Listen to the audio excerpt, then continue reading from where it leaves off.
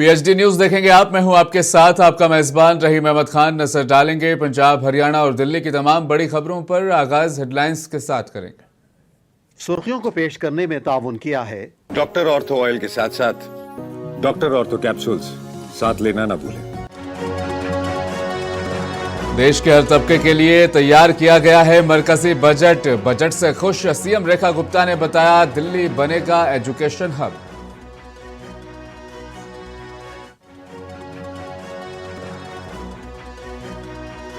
हरियाणा के सीएम नायब सिंह सैनी ने देश के प्रधानमंत्री मोदी से की मुलाकात। यूनियन बजट के लिए जताया आभार।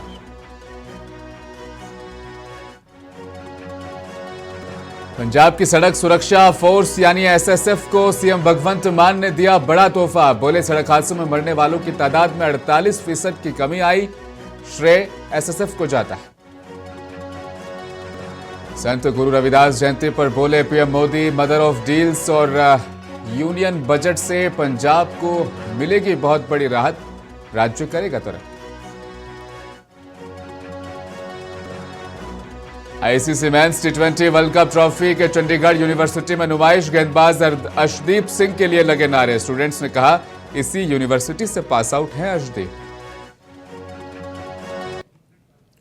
दिल्ली के सीएम रेखा गुप्ता ने कहा कि इस बार बजट में दिल्ली को 1348 करोड़ मिले। इसके लिए धन्यवाद। केंद्र सरकार ने इस बार विकास कामों पर खर्च भी बढ़ाया। मैं अपनी ओर से प्रधानमंत्री मोदी को धन्यवाद देना चाहती हूं। वहीं फाइनेंस मिनिस्टर निर्मला सीतारमण, गृहमंत्री अमित शाह का भी आभार। यह बहुत संतुलित विकास वाला बजट था। यह बजट गरीबों को भरोसा देने वाला बजट है। सीएम रेखा गुप्ता ने कहा युवाओं को रोजगार देने वाला यह बजट है। दिल्ली सरकार इस साल के केंद्रीय बजट में घोषित 5 नई यूनिवर्सिटी टाउनशिप में प्रस्तावित नरेला एजुकेशन हब को शामिल करवाने की कोशिश करेगी। मैं अपनी ओर से देश के यशस्वी प्रधानमंत्री नरेंद्र मोदी जी को दिल से धन्यवाद देती हूं कि जिनके मार्गदर्शन में विकसित भारत के संकल्प को मजबूत आधार देने वाला हमारा ये बजट हमारी वित्त मंत्री निर्मला सीतारमण जी द्वारा रखा गया। और वित्त मंत्री निर्मला सीतारमण जी का भी बहुत बहुत आभार व्यक्त करती हूं, जिन्होंने एक बहुत ही संतुलित, दूरदर्शी और आम नागरिकों की जरूरत के अनुसार इस बजट को बनाया और हम सबको दिया। साथ ही मैं देश के गृह मंत्री अमित शाह जी का भी विशेष रूप से धन्यवाद करती हूं कि जिन्होंने दिल्ली की सुरक्षा और कानून व्यवस्था और प्रशासन से जुड़ी जो व्यवस्थाएं हैं उनको मजबूत करने के लिए हमें विशेष रूप से संबल दिया।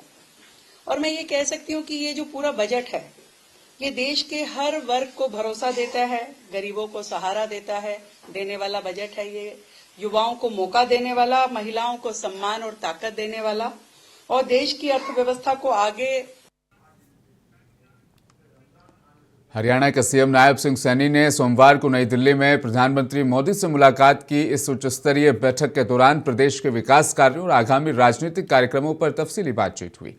माना जा रहा है कि सीएम ने प्रधानमंत्री को अंबाला में बनकर तैयार हुए भव्य शहीद स्मारक के लोकार्पण के लिए आमंत्रित किया था। इसके चलते पीएम मोदी जल्दी एक बार फिर हरियाणा की जमीन पर आ सकते हैं। मुलाकात के दौरान पंजाब में वाक़ आदमपुर एयरपोर्ट का नाम संत शिरोमणि गुरु रविदास महाराज के नाम पर रखने के लिए भी सीएम नायब सिंह सैनी ने पीएम मोदी का आभार जताया और उस ऐतिहासिक फैसले के लिए प्रधानमंत्री का शुक्रिया अदा किया। सीएम सैनी ने इसे सामाजिक समरसता की दिशा में एक बड़ा कदम बताया। इसके बाद सीएम सैनी ने प्रेस कॉन्फ्रेंस करते हुए मरकजी बजट 2026 की जमकर तारीफ की।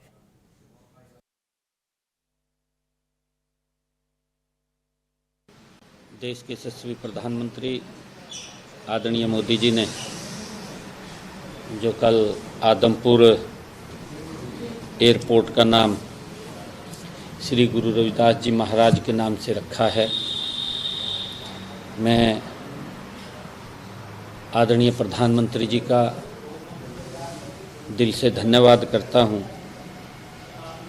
जो निर्णय प्रधानमंत्री जी ने किया है, देश भर के असंख्य लोगों के लिए ये क्षण का विषय है। यह नामकरण कल गुरु रविदास जी महाराज की जयंती के अवसर पर जो कार्यक्रम आयोजित कर इसका नामकरण किया गया है, ये संत शिरोमणि गुरु रविदास जी महाराज को सच्ची श्रद्धांजलि है। उनके द्वारा दिए गए जो प्रवचन हैं, समता, करुणा और सेवा के मूल्य आज भी समाज को प्रेरित कर रहे हैं।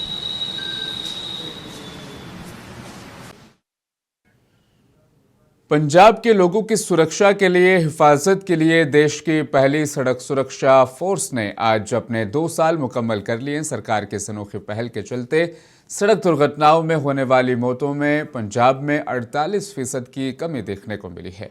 सड़क सुरक्षा फोर्स के इस शानदार कारनामे को सेलिब्रेट करते हुए पंजाब के सीएम भगवंत मान ने फोर्स की सराहना की और एक कार्यक्रम का आयोजन किया।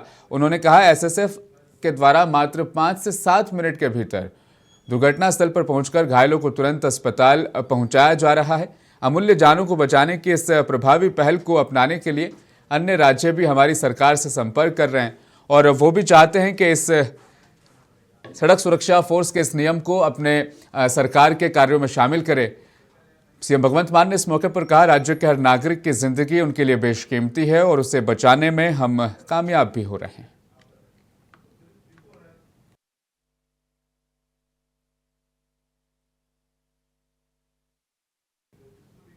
दिल्ली के प्राइवेट स्कूलों की फीस को रेगुलेट करने वाला कानून इस साल से लागू नहीं किया जाएगा। दिल्ली सरकार ने सुप्रीम कोर्ट को इसकी जानकारी दी। सुप्रीम कोर्ट ने दिल्ली सरकार से प्राइवेट स्कूलों की फीस तय करने वाले अपने कानून को अप्रैल तक टालने का विचार किया। इस पर आम आदमी पार्टी के प्रवक्ता और सीनियर लीडर सौरभ भारद्वाज ने कहा, भाजपा सरकार ने दिल्ली के अभिभावकों को यानी वालिदैन को बड़ा धोखा दिया। अब खुद दिल्ली सरकार के मंत्री आशीष सूद और दिल्ली सरकार के वकील ने सुप्रीम कोर्ट में मान लिया कि इस कानून से जो भी फीस बढ़ाई गई उसे कंट्रोल नहीं किया जा सकता है। जैसे ही दिल्ली में भारतीय जनता पार्टी की सरकार बनी, अप्रैल से जो प्राइवेट स्कूल्स का सेशन शुरू हुआ, तमाम स्कूलों ने लगभग स्कूल की फीस बढ़ाई। किसी ने 20% बढ़ाई, किसी ने 60% बढ़ाई, किसी ने 80% बढ़ाई। दिल्ली की भाजपा सरकार ने लोगों को धोखा दिया और कहा कि हम एक ऐसा कानून लेके आ रहे हैं जिससे इस फीस को हम वापस करा देंगे। जब वो कानून आया तब भी हमने कहा कि ये कानून बेहद लचर कानून है। इस कानून को सिर्फ और सिर्फ प्राइवेट स्कूल मैनेजमेंट के लिए लाया गया है। इससे ना तो फीस वापस होगी ना ही फीस कम होगी, और भाजपा ने हमारी बात को नहीं माना। आज देश की सबसे बड़ी अदालत सुप्रीम कोर्ट के अंदर ये बात साबित हो गई। खुद दिल्ली सरकार के मंत्री आशीष सूद और दिल्ली सरकार की तरफ से जो केंद्र सरकार के सबसे बड़े वकील एडवोकेट राजू को खड़ा किया गया, उन्होंने सुप्रीम कोर्ट में मान लिया कि इस कानून से 2025-26 में जो फीस वृद्धि हुई, उस फीस को ना तो हम उससे रिव्यू कर सकते, ना हम उसको कंट्रोल कर सकते और ना हम उस फीस को वापस ले सकते। इससे ये बात मरकजी बजट 2026-27 पर देश के प्रधानमंत्री ने अपनी प्रतिक्रिया जाहिर की। गुरु रविदास जयंती के मौके पर डेरा सच्चोखंड बल्ला में एक सभा से खिताब करते हुए प्रधानमंत्री ने कहा कि संसद में पेश किया गया केंद्रीय बजट 17 लाख करोड़ रुपए का प्रावधान इसमें किया गया, जिससे गांव, गरीबों, किसानों और युवाओं को फायदा होगा। पीएम मोदी ने कहा, यह बजट गरीबों, अन्नदाताओं यानी किसानों, युवाओं और महिलाओं को और ज्यादा मजबूत बनाएगा। यह बजट गांवों को मजबूत करने, किसानों की आय बढ़ाने और आत्मनिर्भर भारत और मेक इन इंडिया पहलों को बढ़ावा देने के लिए है। इस मौके पर प्रधानमंत्री नरेंद्र मोदी ने मदर ऑफ डील्स का जिक्र करते हुए कहा, पंजाब में जालंधर और लुधियाना को मदर ऑफ डील से बहुत फायदा होगा। साथियों, इस बजट का बहुत अधिक फोकस जालंधर, लुधियाना, होशियारपुर जैसे देश के अनेक शहरों को विकास का बड़ा केंद्र बनाने पर है। ऐसे शहरों के विकास के लिए बहुत बड़े प्रावधान किए गए हैं। पंजाब तो देश के उन राज्यों में है जहां किसानों के साथ साथ छोटे छोटे उद्योगों की, एमएसएमईज की एक समृद्ध परंपरा है। देश के एमएसएमईज को बीते वर्षों में लाखों करोड़ की मदद दी गई है। इस बजट में भी एमएसएमईज के लिए हजारों करोड़ रुपए के फंड की व्यवस्था की गई है। बीते वर्षों में भारत का एक्सपोर्ट बहुत अधिक बढ़ा है। इस बजट में भी निर्यातकों के लिए, एक्सपोर्टर के लिए अनेक बड़ी घोषणाएं की गई है। ये बजट गरीब, अन्नदाता, युवा शक्ति और नारी शक्ति को और सशक्त करने वाला बजट है।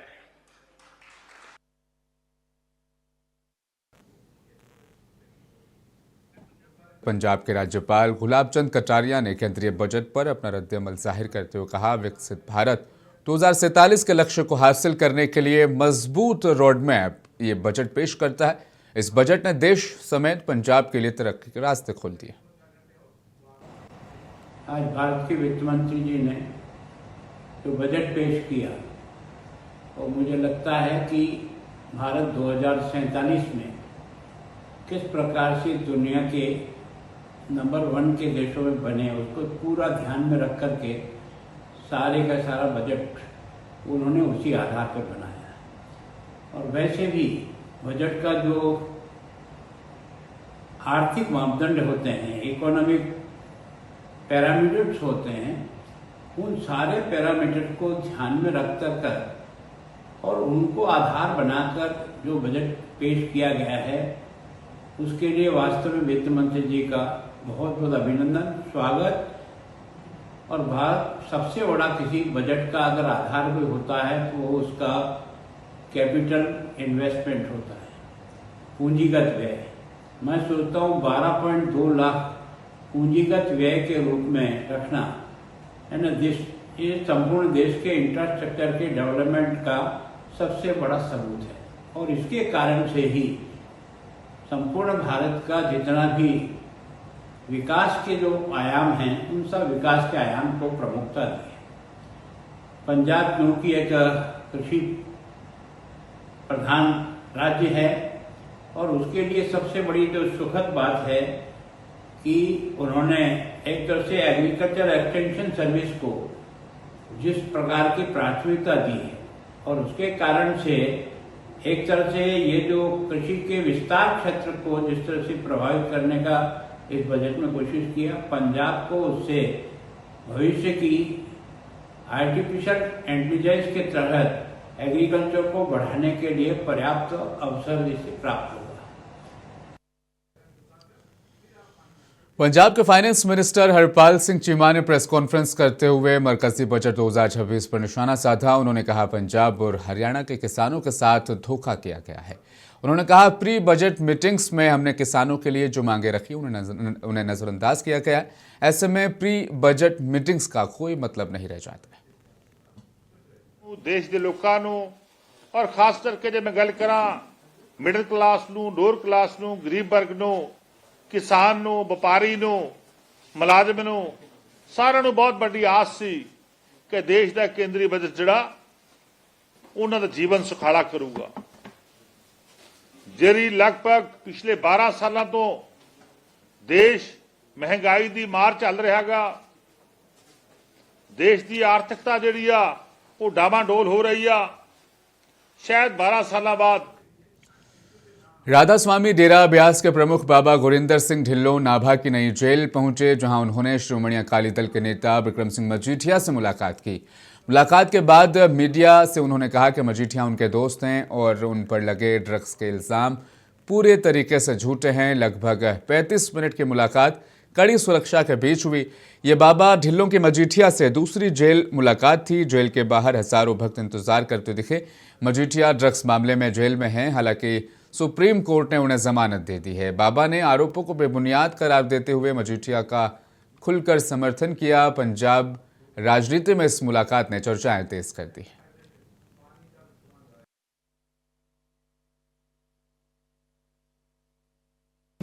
लोग बहुत चंगे खुश है। किस तरह देखते हो ਉਹਨਾਂ ਤੇ ਡਰੱਗਸ ਦੇ ਜਿਹੜੇ ਹੈਗਾ ਆਰੋਪ ਵੀ ਨੇ? सब गलत है। ਗਲਤ ਨੇ ਜੀ। ਕਿਸ ਤਰ੍ਹਾਂ ਤੁਸੀਂ ਲਗਾਤਾਰ ਮੁਲਾਕਾਤ ਕਰ क्यों ਬਾਬਾ ਜੀ ਕਿਸ ਜੇ ਤਰ੍ਹਾਂ ਤੁਹਾਡਾ ਰਿਸ਼ਤੇਦਾਰ ਹੋਵੇ ਤੁਸੀਂ ਜਾਓਗੇ ਕਿ ਬਾਬਾ ਜੀ ਕਿਸ ਤਰ੍ਹਾਂ ਦਾ ਲੱਗੇ, ਕਿਸ ਤਰ੍ਹਾਂ ਦੀ ਗੱਲਾਂ ਹੋਈਆਂ ਨੇ ਪਰਿਵਾਰਕ ਤੌਰ ਤੇ ਜੇਲ੍ਹ ਦੇ ਅੰਦਰ? ਨਹੀਂ, ਜਿਵੇਂ ਆਪਾਂ ਆਪਣੇ ਯਾਰਾਂ ਦੋਸਤਾਂ ਨਾਲ ਗੱਲਾਂ ਕਰਦੇ ਹਾਂ ਜੀ ਹਾਂ। ਕਿਸ ਤਰ੍ਹਾਂ ਕੋਈ ਸੁਨੇਹਾ ਮਜੀਠੀਆ ਸਾਹਿਬ ਨੇ ਤੁਹਾਨੂੰ, ਕੋਈ ਪਰਿਵਾਰ ਲਈ, ਉਹਨਾਂ ਦੀ ਧਰਮ ਪਤਨੀ ਲਈ ਕੋਈ ਸੁਨੇਹਾ ਅੰਦਰੋਂ ਭੇਜਿਆ ਹੋਵੇ ਤੁਹਾਨੂੰ? ਬੇਟਾ ਜਿਹੜੀਆਂ ਅੰਦਰਲੀਆਂ ਗੱਲਾਂ ਹੁੰਦੀਆਂ ਸਾਰੀਆਂ ਤਾਂ ਨਹੀਂ ਕੀਤੀਆਂ ਜਾਂਦੀਆਂ। ਜਿਹੜੇ ਡਰੱਗਸ ਦੇ ਜਿਹੜੇ ਕੇਸ ਹੈ, ਜਿਹੜਾ ਡਰੱਗ ਇੱਕ ਮਿੰਟ, ਜਿਹੜਾ ਡਰੱਗਸ ਦਾ ਜਿਹੜਾ ਲੱਗਿਆ ਆਰੋਪ, ਉਹ ਕਿਸ ਤਰ੍ਹਾਂ ਦੇਖਦੇ ਹੋ? ਸਭ ਗਲਤ ਹੈ। ਨਹੀਂ ਜੀ, ਕੀ ਲੱਗਦਾ ਵੀ ਕਿਹੜੀ ਸਰਕਾਰ ਵੱਲੋਂ ਜਾਂ ਕੋਈ ਏਜੰਸੀਆਂ ਵੱਲੋਂ ਉਹਨਾਂ ਤੇ ਜਿਹੜੇ ਹੈਗਾ ਕਿਸ ਤਰ੍ਹਾਂ ਤੁਸੀਂ ਦੇਖਦੇ ਹੋ? ਮੈਨੂੰ ਸ਼ੋਭਾ ਨਹੀਂ ਦਿੰਦੀ। ਚਲੋ ਕਿਸੇ ਤੇ ਕਮੈਂਟ ਕਰਾਂ। ਹਾਂਜੀ, ਮੈਨੂੰ ਸ਼ੋਭਾ ਨਹੀਂ ਦਿੰਦੀ। ਅਗਰ ਰਿਸ਼ਤੇਦਾਰੀ ਆਪਣੀ ਜਗ੍ਹਾ ਤੇ ਹੈ, ਸਰਕਾਰ ਜੋ करे ਉਹਨਾਂ ਦੀ ਜਗ੍ਹਾ ਤੇ। ਜੇ ਡਰੱਗਸ ਦੇ ਜਿਹੜੇ ਝੂਠ पंजाब के बठिंडा जिले के धोबियाना बस्ती में सरकारी जमीन पर किए गए अवैध कब्जे को पुलिस प्रशासन ने बुलडोजर चलाकर हटा दिया। ये कार्रवाई ऐसे शख्स के खिलाफ की गई जिस पर पहले से ड्रग्स तस्करी के आरोप और मामले दर्ज हैं। ये कार्रवाई बलविंदर सिंह के आवास पर की गई।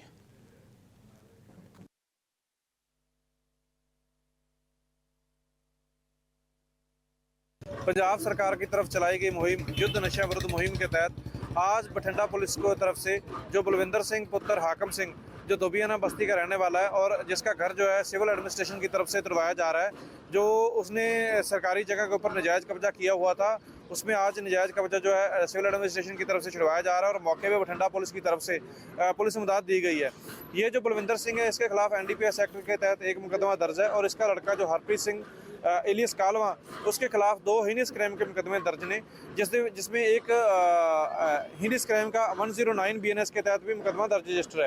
सो इसमें यह भी बताना चाहूँगा कि पंजाब सरकार की तरफ से जो मुहिम युद्ध नशा विरुद्ध चलाई गई है, इसमें बठिंडा पुलिस की तरफ से अब तक 1 मार्च 2025 से लेके 1899 जो मुकदमे हैं दर्ज रजिस्टर किए गए हैं, जिसमें से 2802 जो व्यक्ति हैं जिनको हमने अरेस्ट किया है और 76 व्यक्ति ऐसे हैं जिनके खिलाफ कमर्शियल क्वांटिटी के तहत मुकदमा दर्ज रजिस्टर करके उनको जेल के अंदर हमने पहुंचाया है। ड्यूरिंग इन्वेस्टिगेशन जो इन नशा तस्कर हैं, इन्होंने जो इस नशा तस्करी के काम से जो प्रॉपर्टी बनाई थी, उसको हमने आइडेंटिफाई करके 68F NDPS एक्ट के तहत इनकी 14 करोड़ के प्रॉपर्टी जो है फ्रीज करवाई गई है। सो हमारी ये मुहिम जो है लगातार चलती रहेगी। जो भी माड़े काम में, नशा तस्करी के काम में लगे हुए हैं, उनके खिलाफ हमारा एक्शन लगातार चलता रहेगा और जो भी बंदे इन काम में इन्वॉल्व उनके। पंजाब के सरहदी जिले गुरदासपुर में मेरिटोरियस स्कूल में हॉस्टल में रहने वाले 8 छात्रों की रात के भोजन के बाद अचानक से तबीयत बिगड़ गई। पेट दर्द और उल्टी की शिकायत के बाद सभी स्टूडेंट्स को तत्काल सिविल अस्पताल गुरदासपुर में दाखिल कराया गया, जहां उनका इलाज जारी है। घटना के बाद स्कूल प्रशासन और अभिभावकों में चिंता का माहौल बना हुआ है। जानकारी के मुताबिक रविवार रात करीब 8:30 बजे रोजाना की तरह छात्रों ने डिनर किया। इसके कुछ समय के बाद 8 छात्रों को पेट में तेज दर्द, घबराहट और उल्टियां शुरू हो गई। बच्चों की हालत बिगड़ते देख स्कूल स्टाफ ने बिना देरी किए एम्बुलेंस को बुलाया और उन्हें अस्पताल पहुंचाया गया।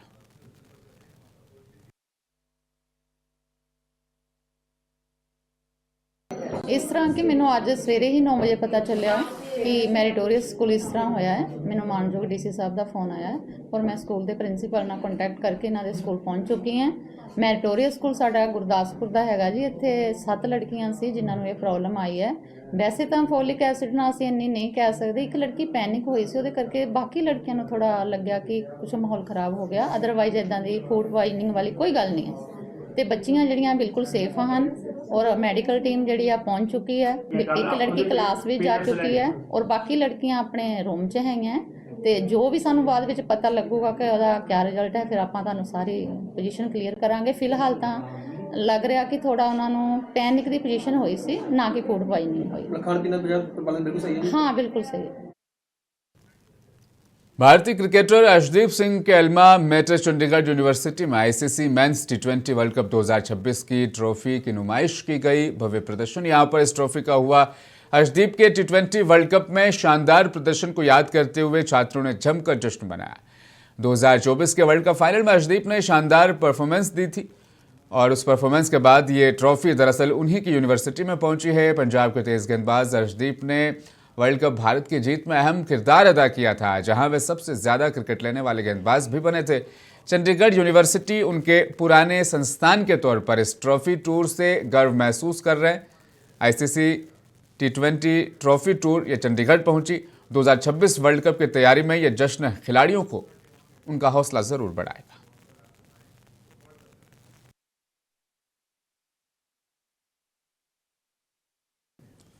संसदीय कार्य मंत्री किरण रिजिजू ने राहुल गांधी को 1962 के युद्ध के दौरान अक्साई चीन क्षेत्र चीन को देने के कांग्रेस के पाप के लिए माफी मांगने की सलाह दी है। सुनिए क्या कुछ कहा किरण रिजिजू ने।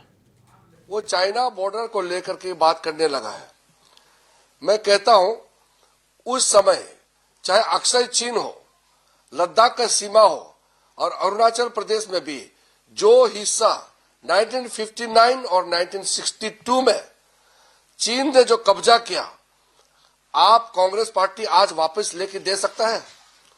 1959 में कई जगह अरुणाचल प्रदेश में भी जो नेफा था और लद्दाख में भी चीन के कब्जे में गए हैं। मोदी जी आने का बाद तो हमारा पूरा बॉर्डर इंफ्रास्ट्रक्चर बन गया।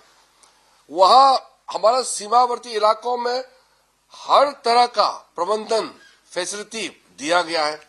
हमारा आर्मी मजबूत से खड़ा है।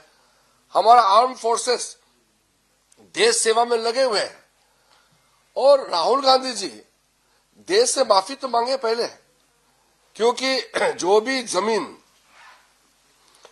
जो भी हमने चीन के कब्जे में जाने दिया वो 1959 से पहले और 1962 में कुछ हिस्से गए हैं और 62 और 59 से पहला है। 1983 वर्ल्ड कप जीतने वाले तेज गेंदबाज मदन लाल ने पाकिस्तान सरकार द्वारा भारत के खिलाफ टी20 वर्ल्ड कप मैच नहीं खेलने के फैसले की आलोचना की और इसे बेवकूफ़ी भरा कदम करार दिया। पाकिस्तानी सरकार ने इतवार को यह फैसला लिया कि दोनों देशों के बीच चल रहे तनाव का हवाला देते हुए उनकी राष्ट्रीय टीम इस शनिवार से शुरू होने वाले टी20 विश्व कप में अपने कट्टर प्रतिद्वंदी भारत के खिलाफ मैदान पर नहीं उतरेगी। सर, पाकिस्तान कह रहा है कि अब कि हम इंडिया से नहीं खेलेंगे और पूरा टूर्नामेंट खेलेंगे, तो क्या ये बहुत ही बड़ा एक मूव है या फिर एक ऐसा लग रहा है कि ये बौखला के लिया हुआ एक मूव है? देखिए, पाकिस्तान बहुत बड़ी गलती कर रहा है not playing against India. They going to lose lot of thing.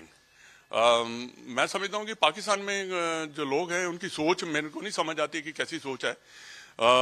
अगर आपने बांग्लादेश को सपोर्ट करना करिए, जरूर करिए, बट वो तो खेल नहीं रहे, आप खेल रहे हैं। आप उनकी वजह से भी आप एक मैच इंडिया पाकिस्तान का छोड़ रहे हैं, तो इसमें नुकसान आपका ही है। क्योंकि आने वाले जो 4-5 साल होंगे जब आईसीसी एक्शन लेगी तो तब आपको सोचना पड़ेगा भाई हमने क्या कर दिया।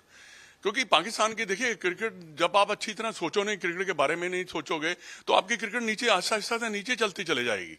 तो यही पाकिस्तान में हो रहा है। बाकी चीजें भी आप उनकी देखें, पाकिस्तान की देख लिए, देश की देख लीजिए, Aahista Aahista they are coming down. क्योंकि सोच अच्छी ठीक होनी चाहिए आपकी, और अगर सोच नहीं ठीक था तो आप बड़ा मुश्किल है आपका ग्रो करना।